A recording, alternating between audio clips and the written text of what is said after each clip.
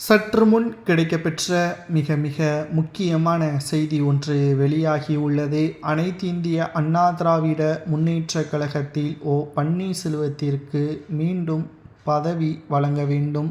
ஒருங்கிணைப்பாளர் பதவியை வழங்கினால் மட்டும்தான் அதிமுகவிற்கு ஆதரவாக களத்தில் நாங்கள் வேலை செய்வோம் என்று தொண்டர்கள் அதிமுகவின் அவைத் தலைவர் தமிழ்மகன் உசேன் அவர்களிடம் கருத்துக்களை தெரிவித்துள்ளனர்.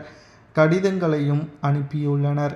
2026 சட்டசபை தேர்தல் தமிழகத்தில் திமுக வர்சஸ் அதிமுகவா அல்லது திமுக வர்சஸ் டிவிகேவா என்பதை எடப்பாடி தான் முடிவுகளை மேற்கொள்ள வேண்டும்.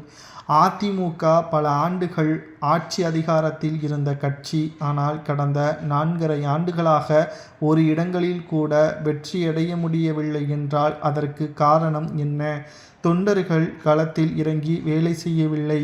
அதிமுக மக்களவை தேர்தலில் ஒரு இடங்களை கூட கைப்பற்றாமல் 3வது இடம் வரை சென்றதற்கு காரணம் எடப்பாடியின் தலைமை சரியில்லாதது, தொண்டர்களது ஒற்றுமை இல்லாதது. இதற்கு மிக முக்கியமான காரணம் கட்சியை ஒருங்கிணைக்க முடியாத காரணத்தினால்தான் இவ்வகையான தோல்விகளை அதிமுக பெற்று வருகிறது. சட்டசபை தேர்தலிலும் அதிமுக தோல்வியை தழுவும் பட்சத்தில் எடப்பாடி பழனிசாமி அவர்கள் பொதுச்செயலாளராக இருந்தாலும் ஒன்றுதான், பதவியில் அமர்ந்து கொண்டு இருந்தாலும் ஒன்றுதான். ஏனென்றால் அதனால் எந்த ஒரு பயனும் கிடையாது. அடுத்த 5 ஆண்டுகள் அதிமுகவால் எதையும் செய்ய முடியாது. தொடர்ச்சியாக தோல்வியை மட்டும்தான் பெற முடியும்.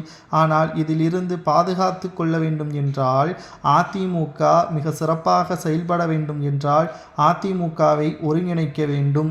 பன்னீர்செல்வத்திற்கு ஒருங்கிணைப்பாளர் பதவியை மீண்டும் கொடுக்க வேண்டும். அதிமுகவிலிருந்து நீக்கப்பட்ட சசிகலா, செங்கோட்டையன், டிடிவி தினகரன், வைத்திலிங்கம் இவர்களை மீண்டும் அதிமுகவில் இணைக்க வேண்டும் என்று அதிமுகவின் மிக முக்கியமான தொண்டர்களும் நிர்வாகிகளும் அவைத் தலைவருக்கு கடிதங்களை எழுப்பியுள்ளனர். மேலும் 2026 சட்டசபை தேர்தலுக்கு முன்பாக வருகின்ற டிசம்பர் மாத இறுதிக்குள் அதிமுகவின் செயற்குழு பொதுக்குழுவை கூட்டி எடப்பாடியின் மீது நம்பிக்கையில்லாத தீர்மானங்கள் ஏற்றுக்கொள்ளப்படும் என்றும், இதனால் பன்னீர்செல்வம் அவர்கள் மீண்டும் அதிமுகவில் இணைய வேண்டும், இல்லை என்றால் எடப்பாடியின் பதவியை பறித்து விடுங்கள் என்று பொதுக்குழுவை கூட்டுங்கள் என்றும்